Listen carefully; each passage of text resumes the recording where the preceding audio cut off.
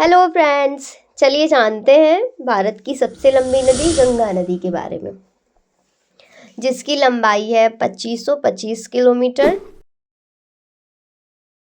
उत्तराखंड के गंगोत्री ग्लेशियर से निकलने वाली भागीरथी नदी जब अलकनंदा से देवप्रयाग में मिलती है तो इसका संयुक्त रूप गंगा कहलाता है।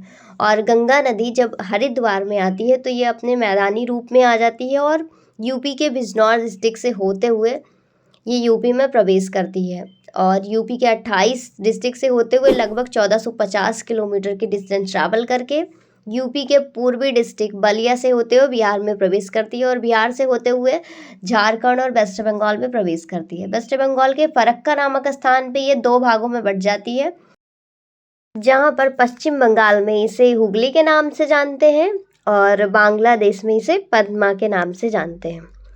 और बंगाल की खाड़ी में इसका संगम मुहाना है। बंगाल की खाड़ी में गिरते हुए ये विश्व का सबसे बड़ा डेल्टा सुंदरबन डेल्टा का निर्माण करती है।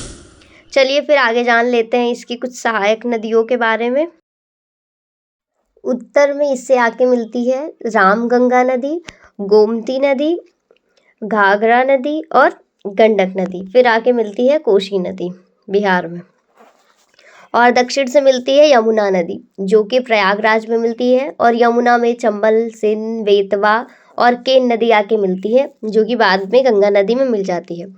और एमपी से निकलने वाली सोन नदी बिहार में जाके गंगा नदी में मिल जाती है। झारखंड से निकलने वाली दामोदर नदी वेस्ट बंगाल में हुगली से मिल जाती है।